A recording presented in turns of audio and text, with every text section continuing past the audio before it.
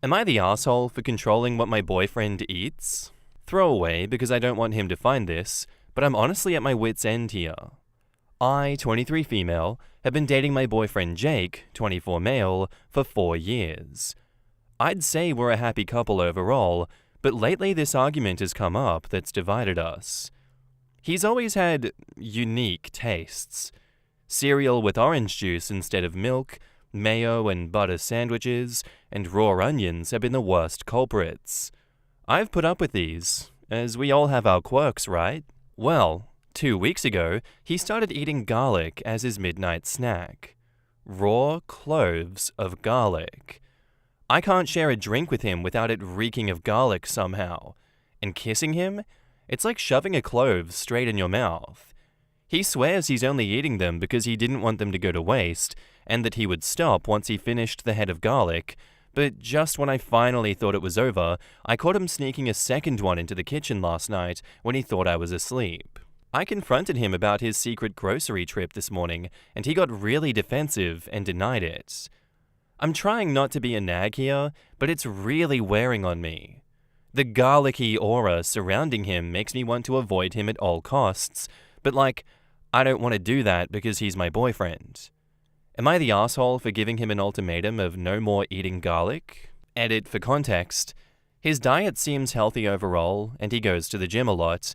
He had a doctor's appointment not long ago, and I don't think anything came up, but I can ask him to go again. Sorry if the title is confusing. I just feel bad because I did give him an ultimatum this morning, which I know isn't good. I really love him, and I don't want to break up. I just don't know what to do. He hasn't come back since this morning. In the comments, JRM says, "No assholes here."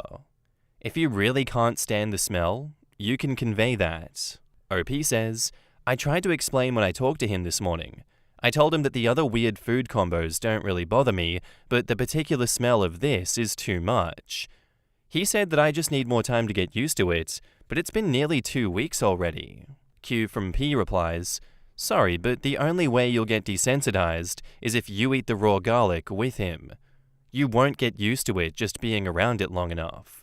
By the way, if it hasn't already, it'll change the way his sweat smells. It's possible your boyfriend is suffering from some kind of vitamin deficiency. Maybe a trip to the doctor is in order." OP says, "I tried that too. When he first started, I ate a bite just to see if it was actually good, but I just can't bring myself to eat any more. He's not been talking to me since this morning, but I'll try texting him tomorrow about a doctor's appointment." Q from P replies, "When I was a kid, I had a friend who would munch on onions like they were apples. We had a rough childhood, and she was definitely malnourished. These days when I have the flu, my favorite food is sourdough bread with butter, raw garlic, and salt. It cuts through the phlegm, and clearly my body craves something in it. When it doesn't taste good anymore, I know I'm feeling better. It's worth looking into for your boyfriend." Arianor says, "I mean, not the asshole, because you aren't actually controlling what he's eating. You tried to work with him. However, it does sound like a nutritional deficiency to me. Iron, calcium, and vitamin C come to mind. Don't quote me, I just have a nutrition-obsessed mother-in-law who likes to share. What's his diet look like? I'd say a doctor's appointment and a full blood panel are in order." OP replies, "Besides the occasional unique food choice, I think his diet's pretty healthy. He eats his vegetables and gets protein and all of that, and he goes to the gym. Honestly, it's kind of disgusting that he's doing that, and I don't care if you think it's like controlling what he eats. Oh god, I'm being such a manipulative, controlling person and I feel bad. Hygiene and diet can and should be deal breakers, especially if it's things that are crossing lines that make you uncomfortable and are not cool. I know that's a really reductive way of phrasing these things, but that's how I see it. Maybe it's not apples to apples here, but if someone had a peanut allergy that you were dating and you start eating peanuts around them, are you controlling what they're eating by saying, "Don't eat peanuts around me"? If I have an understandable aversion to extremely strong flavors and smells like garlic and all this other shit that he's putting into his body and expecting you to just deal with, I don't think that I would be wrong in that instance to be like, Can you please cut that shit out? I'm not comfortable with it. I don't like the smell. I don't like the taste of it. What you're doing is socially unacceptable, and I feel like any normal person would not be cool with this. I'd say you're not the asshole for having a heart-to-heart with him and being like, can we just cut this out? Can you stop snacking on this at midnight? That's not okay. It's not something I'm comfortable with, and it's a deal breaker for me. Can we find a middle ground where you can enjoy your garlic snacks without it disrupting and affecting me? And now, on to the update. Thank you all for your advice yesterday. It gave me a lot to think about. As it turns out, some of your comments ended up being spot on. Yesterday evening, I tried texting him about seeing a doctor like you guys suggested. He never replied. I guess he still has me muted. I spent the night tossing and turning, and I kept going over what I was going to say to him when he got home. Not that it mattered, because he didn't come back last night. That worried me, so this morning I checked his location. He stopped sharing it with me through his phone, but I guess he forgot that I can still see it on Snapchat. It showed him about 30 minutes away at some house off a random back road. I was pretty confused and honestly panicked. All of his friends that I know of live in the city. I tried to call him again and was sent to voicemail, so I drove over there to see what was up. When I got to the house, I noticed a woman about my age gardening in the front yard. I was pretty upset already, so I flat out asked her if she had seen my partner. She seemed surprised and asked if I meant Jake. She invited me inside, and there he was. Apparently she's into gardening, and they met at her stand last fall when he went to stock up on onions at our local farmer's market. They hit it off and had been seeing each other for the past 6 months, and made it official when his busy season started. She said lately she's been giving Jake the garlic that she grew last summer since it's going to go bad soon. That's why he was so insistent on eating it by himself instead of cooking it into a shared dish like normal, and why he's been eating onions like an apple instead of letting me use them on my sandwiches. He didn't want to give me her presents because, in his own words, she grew it with love for me, and if you ate them, you would have known. What? What is bro talking about? Oh my god, he needs a psychological evaluation. No. At that point, I just saw red, so I left. Since then, Jake's been blowing up my phone about how we can fix this and that he won't do it again. But I'm just so over it at this point. Just when I thought my life couldn't get any worse, while I was moving his stuff to the curb, I found his stash of garlic. Shoved in the back of his closet was 1 pound of garlic in a Home Depot bucket, along with letters that she had written him. The electric chair for him. Next. I'm keeping the garlic. I don't think we can ever come back from his cheating, but I'm going to at least get some good meals out of this terrible situation. Please send me your favorite recipes to use the garlic in. I need a distraction to keep my mind off of everything. In the comments, the thief says, imagine you start selling the extraneous product from your garden at a farmer's market, you meet a cute guy, hit it off together, and date for about 6 months. Occasionally, you give him some of your onions or garlic or whatever that you couldn't sell. You'd rather they be eaten than go to waste, and it's something nice to do for your boyfriend. One day, your boyfriend asks to stay the night out of the blue. You accept, not thinking anything other than maybe he's feeling down or just wants to spend time with you. The next day, you're out in your garden doing your thing when a woman pulls into your driveway out in the middle of nowhere. She asks if you've seen her boyfriend. Horrified at the implication but wanting to know the truth about what's going on, you invite her in. Turns out, you're the other woman. It also turns out that the onions and garlic you've given him, he's just been eating raw. He also thought that if he used them to cook, like a normal human being, that his other girlfriend would get suspicious. So she leaves in a gust of righteous anger, and you're just left staring at this man. No wonder he suddenly wanted to work things out with OP. Looks like he won't be getting any more free garlic now. Probably wants to convince OP to give him back his garlic hoard. Too bad. That's all going to be put into a fuck ton of homemade pasta sauce, confit, grilled cheese sandwiches, vegetable soup, pizza. Wait, what was I talking about again? Yeah, viewing this situation from the other girl's shoes, that is also insanely crazy to just have this all blow up out of nowhere like that. This raw garlic, raw onion eating freak. Not to disparage anyone here listening that may eat raw garlic or raw onion, you know what? Let 1,000 blossoms bloom for all I care. That is your prerogative. But hearing his reasoning as to why he needs to eat it raw like that is so funny. What's wrong with this guy? Oh, I thought you'd get suspicious if I started cooking the onion and garlic. Oh, man. You know what? He doesn't deserve a girlfriend if he's going to act in that way. I think he deserves a few years of solitary confinement to really think about what he's done wrong and how he can be a normal person going forward.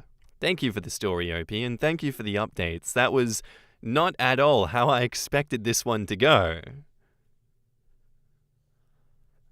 Our next post is by user Pretty as a Peach, and it's titled, Am I the Asshole? Cutting my family off after they didn't let me say goodbye to my dying grandfather. I just got off the phone with my grandmother, and I'm truly at a loss for words. For some background, my parents have been divorced since I was a kid. My father relocated once I went to college, and my grandfather, my father's dad, started battling cancer shortly after my sophomore year. He and my grandmother were unable to attend my undergraduate or graduate school graduations because of his illness.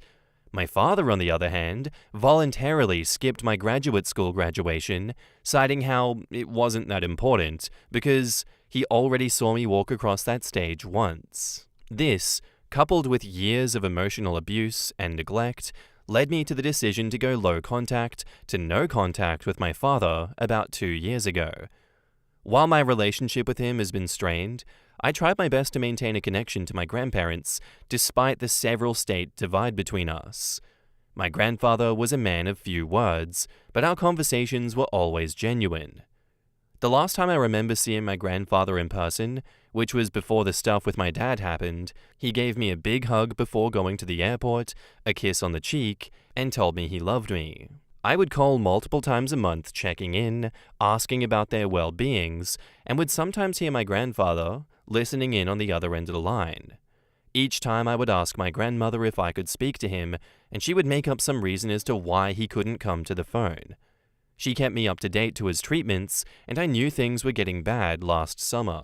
My mum and I were going to plan a trip to go visit my grandparents who live hundreds of miles away from me so I could say my goodbye to my grandfather, as I had a feeling his time was coming. We didn't tell them of the trip and were going to do it as a surprise. The week before my mum and I were scheduled to fly out, I got a text from my aunt saying that my grandfather had passed. I was crushed. No viewing, no funeral, but they told me that they were thinking of doing a celebration of life in the spring. They did cremate him, but no one other than my grandmother allegedly was present for it. I did call my dad to express my condolences, and he mentioned how my grandfather died disappointed in me because my father and I didn't speak anymore. This brings us to now. I called my grandmother to check in. She mentioned how she regrets and feels bad that I'm not as close to her and my grandfather as I am to my mum's parents, which is true, as for a period of time in my childhood, my mum and I lived with her parents. Growing up, we also lived about an hour away from them compared to the 12 to 14-hour drive that it would take to see my dad's side of the family. The one that they see the most and interact with the most is more than likely the favorite grandchild. What? I have one other cousin on my dad's side, so she was implying that I wasn't the favorite? But here's what made my skin crawl. She gave me a play-by-play of the weeks before my grandfather passing. Apparently, my grandfather had scheduled to do a medically assisted suicide since the state they live in is a death with dignity state. 2 days after he had passed, which still would have been the week before my trip to see them. My dad, aunts, uncles, and cousin came the weekend before to spend time with him and say their goodbyes. No one had told me of my grandfather's plan. No phone call, text, email, nothing. And then the day of my grandfather's passing, the doctors asked my grandmother and the family present if they would like to administer a medication to keep him alive for just a few hours longer so that the other family and friends who may not have been present could have a chance to say goodbye. They declined, saying how my grandfather wouldn't have wanted that. His intestines twisted up because of his medications and caused sepsis, so he was in an exorbitant amount of pain. My face went hot on the phone. I understand not calling on the day of his passing when they're in a lot of chaos and you're trying to process your own grief in that moment, but the fact that there was a plan for him to go peacefully that week and I could have had a chance to say goodbye makes my blood boil. Why didn't someone call or text about his intentions? The countless times I asked on the phone to speak to him, why couldn't she just put him on the line once? I truly don't want to believe that my grandfather was disappointed in me, but I'm starting to question why I was so out of the loop. Is it because I'm not the favorite? It took every fiber of my being not to lash out and scream as my grandmother sobbed recounting the story on the phone. I mustered up the strength to not break down and found a way to get off the phone with my grandmother. I don't know what to think, but my heart is telling me that I'm no longer a part of that side of the family. If there even is a celebration of life at this point, I'm not sure I would want to go. My mum suggested that I write in and get people to weigh in, but she's on my side. She's been great through all of this. So Reddit, would I be the asshole if I continue this no contact and extend it to my dad's whole side of the family after they refuse to let me contact my grandfather and say goodbye before he passed away? In the comments, I wonder how close your dad was or is to his parents/his mum, and how much they financially relied on him. If she or they were close, or if they were pretty financially dependent on him, he may have been working behind the scenes to manipulate them into keeping you out of the loop so you couldn't say goodbye. I'm so sorry for your loss and how you found out, and I'm even sorrier that your entire dad's side of the family failed you like they did. Not the asshole. OP replies, they are not financially reliant on my father. My grandfather was retired, maybe had a pension, but my grandmother also works. My father occasionally drove my grandfather to chemo appointments and doctor's appointments, but otherwise, my grandmother and grandfather used their own insurance and own earnings to pay for treatments. OP explains about the progress of their grandpa's cancer. The cancer spread to his lungs, and he was on oxygen. My grandmother sometimes said his voice wasn't that strong, and he had a hard time talking. Occasionally, I would hear a faint whistling on the other line. I just made it a point to say, okay, well, just tell him I called, that I love him and miss him. I'm hoping if he was on the line those times, he heard that, and even if it was too laborsome to speak, he knew I cared about him. Another commenter says, your paternal grandmother sucks. It sounds like she was in charge. Your grandmother was gatekeeping your access to your grandfather. You can probably think of the reasons, but not being the favorite is not likely one of them. Jealousy, fear of financial loss, control freak, or she's a miserable old drama queen that likes a scapegoat. I'm so sorry for your loss. I honestly would love to know the real reason as to why Grandma was doing all of this, because it seems completely unnecessary to just ice out OP so callously like that. That is so insanely cruel that I can't think of why she would do something like that, but I know it does happen to people quite often. As to your question, am I the asshole for cutting off my family after they didn't let me say goodbye to my dying grandfather? No. I don't see how you could be an asshole when that entire paternal side of the family colluded against you, your dad included. They all intentionally iced you out. They didn't tell you anything going on with your grandfather, they didn't let you contact him, and they make no acknowledgement after the fact of any wrongdoing, any guilt, any shame for their actions. Nothing. They just continue as they are, and Grandma gets to be the one spearheading the movement. No, you're not an asshole for that, and I think for your mental health it probably is best to just cut ties entirely. Why should you have to speak to any of them if they don't respect you? And now, on to the update. I decided to call my aunt, the one who had notified me via text that my grandfather had passed in the first place. She, I figured, would be the most straightforward about everything. I didn't initially go into the whole, why didn't anyone call me so I could speak to him to say goodbye? But I wanted to get some answers. I wanted closure. I told her I was having a hard time understanding if he had a whole plan, and I had numerous chances to talk to him, why I wasn't given the chance.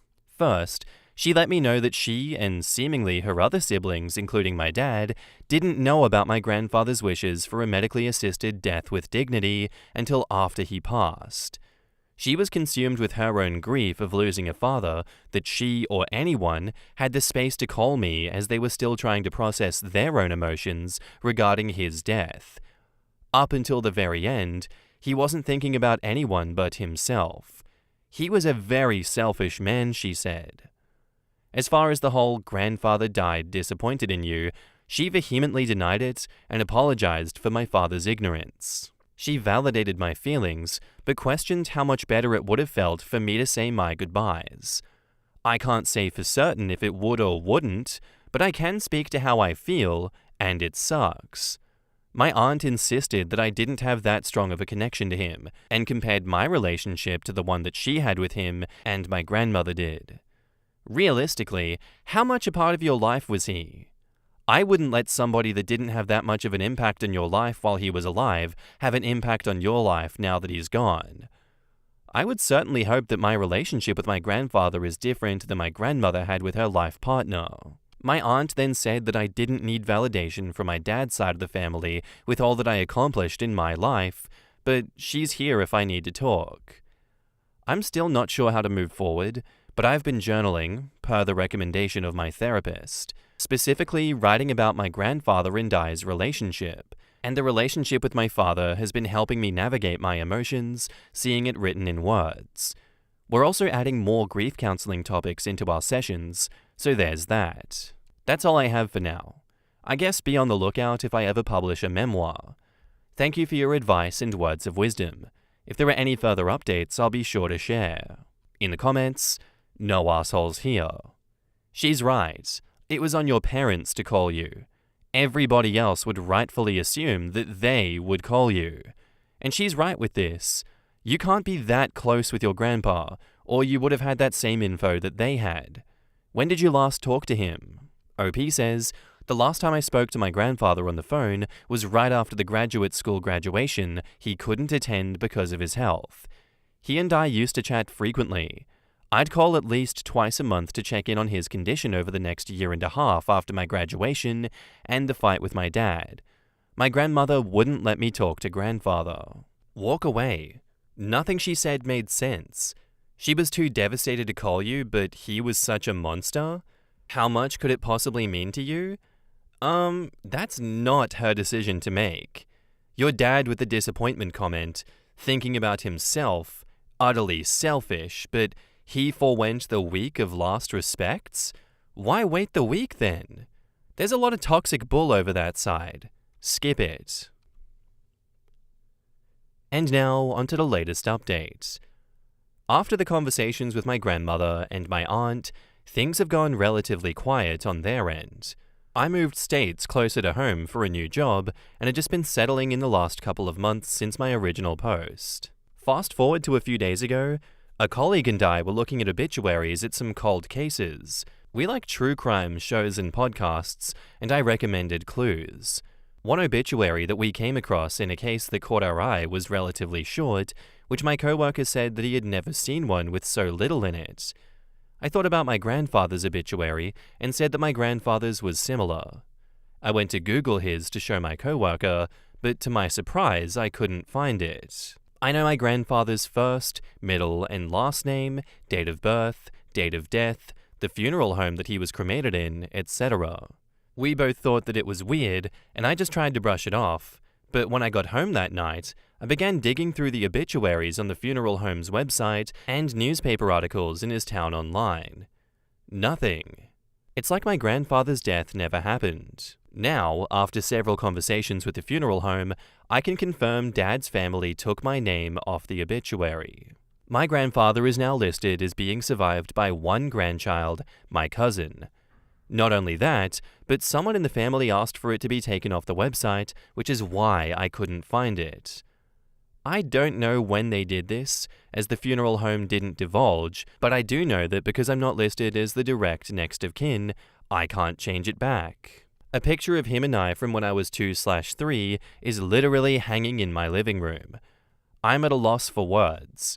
I can't even fathom how you have a conversation with someone of, hey, why did you take my name off my grandfather's obituary and change it to say he only has one grandchild?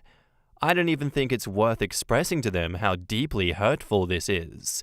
I don't even want to bring it up to them. So that's, I think, where I will leave this. I'm going to continue to lean on my mum and her side of the family for guidance in all of this. And of course, therapy.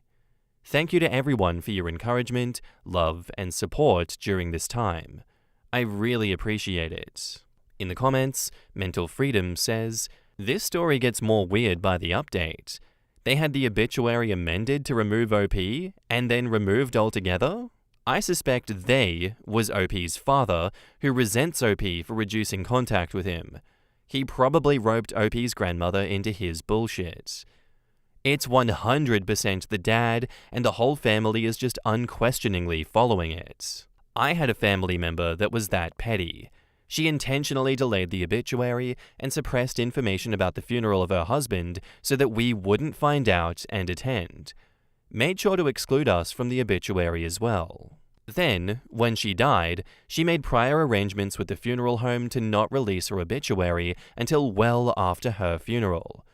We weren't actually notified at all of her passing, and only happened to find out when I was looking up another family member's obituary from several years ago, and hers also came up in the search. I know why she did it. Unfounded nonsense. I'll just never agree with it.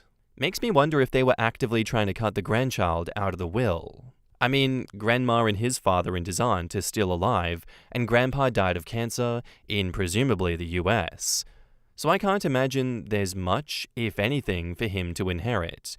They are just scumbags inflicting emotional pain just because they can, I think. Sounds like the case to me, and unfortunately there are many people out there that can and do act like this. OP is just yet another victim, and when it comes to deaths, people just lose their goddamn minds, they start acting out of spite, they start turning into the worst versions of themselves.